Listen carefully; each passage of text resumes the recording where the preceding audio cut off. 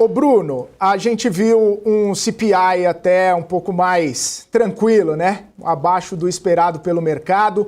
O mercado americano que tá, né, às voltas aí com todo o cenário de Donald Trump. Vale lembrar, né? Esse CPI mais comportado ainda não tem nenhum tipo de componente da guerra tarifária, o impacto da guerra tarifária. Eu gostaria de entender um pouco da sua percepção, né, sobre esse cenário inflacionário nos Estados Unidos, a importância desse dado divulgado hoje, mas aí trazendo talvez não uma leitura fiel do que pode ser a inflação americana diante de tantas coisas que estão acontecendo por lá. Pois é, a coisa está bem complexa, né, Felipe? Na verdade, se olharmos tecnicamente o dado apenas de maneira isolada, sem dúvida nenhuma, a gente viu que eles vieram até levemente abaixo do que o mercado esperava, dando a possibilidade dos Estados Unidos ampliarem o corte da taxa de juros em 2025. Inclusive, ao olharmos a probabilidade disso, que é um dado público na CME, nós vemos que, a partir de junho, a probabilidade de cortar, inclusive, mais de 0,25 se ampliou.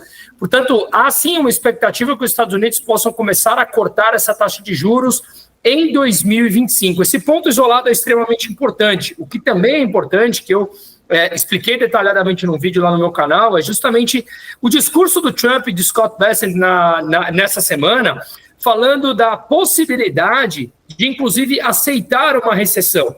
Isso estaria por trás o ponto de abrir possibilidade ao frear o consumo com as tarifas.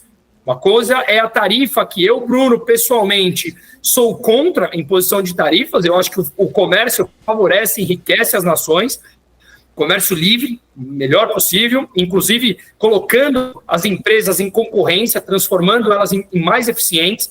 Mas ao entender o cenário como um todo, talvez os Estados Unidos queiram mesmo empurrar ou acelerar um eventual processo de recessão mesmo que técnica curta, para frear o consumo, diminuir a inflação e permitir ou forçar Jerome Powell, presidente do Banco Central americano, a cortar as taxas de juros. Porque vamos lembrar um ponto importante, os Estados Unidos hoje têm uma dívida de pouco mais de 36 trilhões de dólares.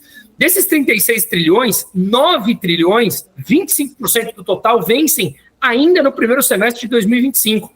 E eles vão rolar essa dívida. Portanto, rolar 9 trilhões, 25% do total da dívida, significa pressionar as taxas de juros.